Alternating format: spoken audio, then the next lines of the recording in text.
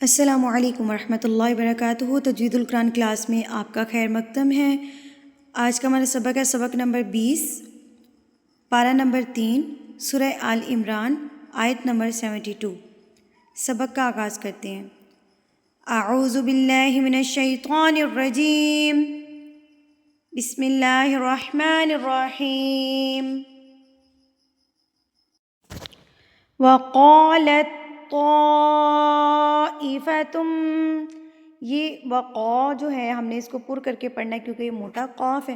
جب آپ اس کو وقا پڑھیں گے نا، وکالت، تو جب اس کو آپ باریک کاف کے ساتھ پڑھیں گے تو یہ معنی بدل جائے گا، تو یہ حرام غلطی میں شمار ہوتا ہے، اس لیے احتیاط کرنی چاہیے۔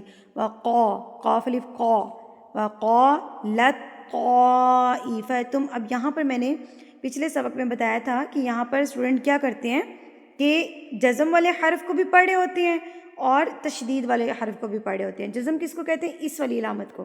تشدید کس کو کہتے ہیں؟ اس طرح کی علامت کو۔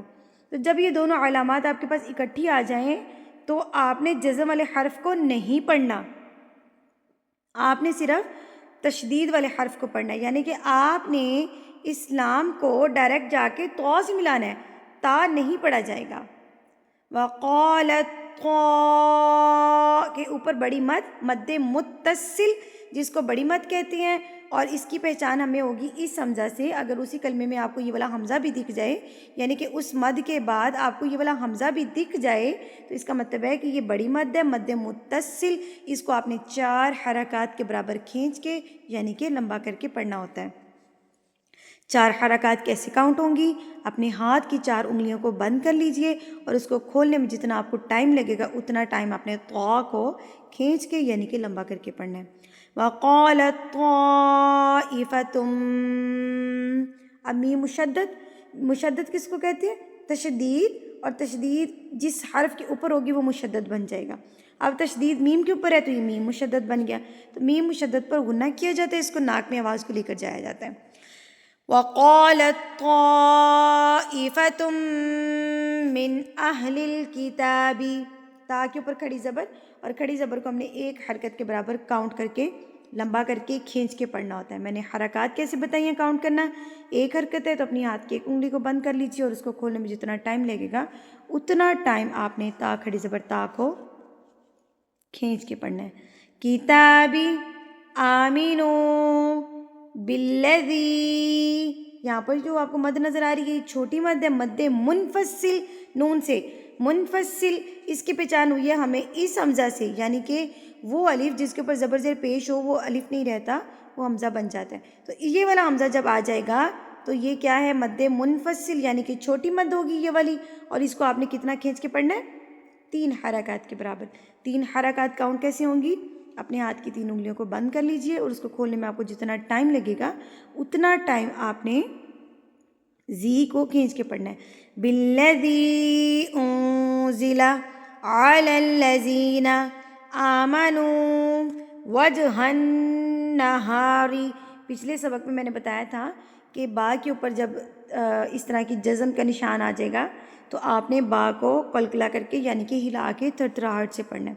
اب آج کے سبق میں بتا رہی ہوں کہ جیم کے اوپر بھی جب اس طرح کی علامت آ جائے گی تو اس کو بھی آپ نے ہلا کے قلقلہ کر کے تھرتھراہٹ سے پڑھنا ہے۔ وجہ، وج نہیں کرنا، وج غلط ہو جائے گا، وجہ، وجہن، وجہن، ٹھیک ہے۔ اب یہ 2 لفظ یاد کر لیجئے، با اور جیم، حروف قلقلہ۔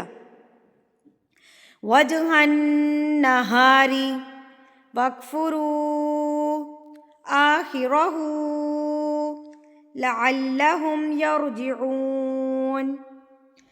وَلَا تُؤْمِنُوا، یہ میں نے حمزہ پچھلے سبق میں بتائی تھی، تو یہاں پر میں دوبارہ بتا رہی ہوں کہ جب حمزہ کے اوپر اس طرح جزم آ جائے گا تو اس سے پہلے والا جو حرف ہوگا اس کو آپ نے جھٹکا دے کے پڑھنا ہے، یعنی کہ اس سے پہلے تا پیش تو ہے نا، تو آپ اس کو جھٹکا دے کے پڑھیں گے۔ آپ اس کو پڑھیں گے تُؤْمِنُوا، تُؤْمِنُوا إِلَّا لِمَن تَبِعَ دِينَكُمْ قُلْ إِنَّ الْهُدَىٰ، کھڑی زبر پہ دھیان رکھنا ہے آپ نے۔ ہدى اللہ، اللہ سے پہلے اگر زبر آ جائے تو اللہ کو پر یعنی کہ موٹا کر کے پڑھا جاتا ہے، ہیوی کر کے پڑھا جاتا ہے۔ ہیوی پڑھنے کا طریقہ کیا ہوتا ہے کہ آپ کا ہونٹ تھوڑی سی گلائی کی طرف آئیں گے، گول نہیں کرنا بالکل منہ کو، یہ میں آپ کو سمجھانے کے لیے کہہ رہی ہوں. تھوڑے سے اکٹھے ہو جائیں گے، گولائی کی طرف آئیں گے.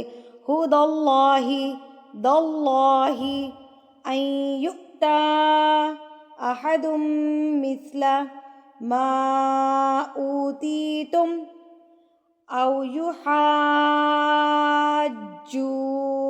اب اس کو پڑھنے کا طریقہ کیا ہے؟ یحاج لفظ ہے حاج، ٹھیک ہے، اس کے بعد اوکم آتا ہے. تو آپ نے اس کو کیسے پڑھنا ہے؟